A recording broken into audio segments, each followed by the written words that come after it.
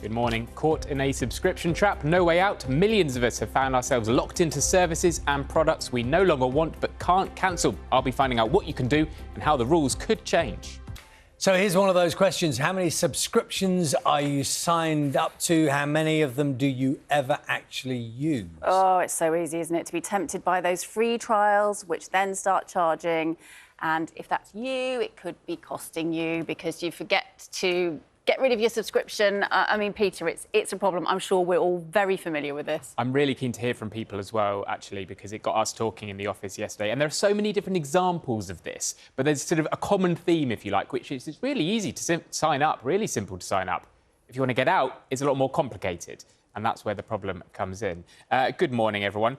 Magazines, newspapers, beauty products, meal prep boxes, digital apps. Subscription contracts can be signed within just a click or two, but they're often called subscription traps. Why? Well, because, as I was saying, they're easy to get into, but difficult to cancel. So some require a phone call. Others have exit fees. You might sign up in one click on an app, but then to get out, you have to go to the actual website, and then you get several of those. Are you sure you want to cancel messages before you can actually escape?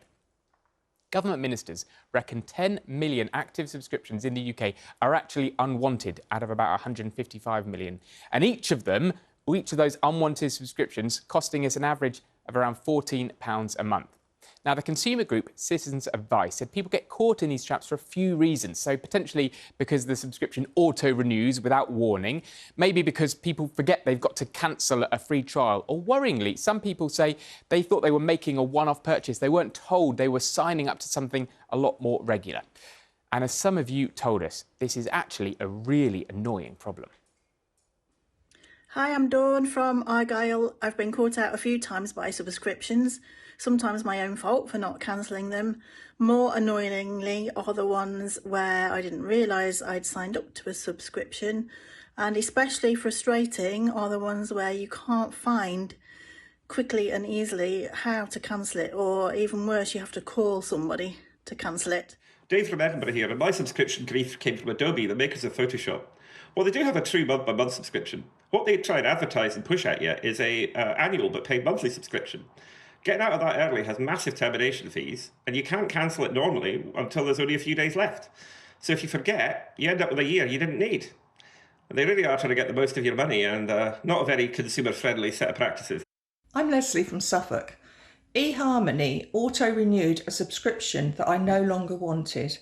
They hadn't got up-to-date payment details, but they did it anyway. They're now demanding that I pay them £328. Thanks, Dawn, Dave, Leslie for that. Now, eHarmony told us that when a member signs up, they do agree to the renewal terms before finalising their purchase. They also said that users can cancel with 24 hours notice and are sent a reminder. Adobe declined to respond, but could help be on the way. So new rules to better protect consumers have already been promised. The current hope is they'll come into effect this autumn. Now, the exact rules are still being decided. We could be talking about clearer information, more regular reminders. The general principle, it should be able to exit these agreements just as easily as we signed up to them. At the moment, there's still some consultation on the details of that, but it could include reminders when a free trial is ending, a 14-day cooling off period after that, reminders when a subscription has reached a whole year, and also the right to cancel a subscription just as easily as you took it out in the first place. So instead of having to call up a call centre and beg to have your subscription cancelled, you can do it with a click of a button online. That would be really, really useful for consumers, and make sure we could claw back some of that £1.6 billion which is wasted on unwanted subscriptions every single year.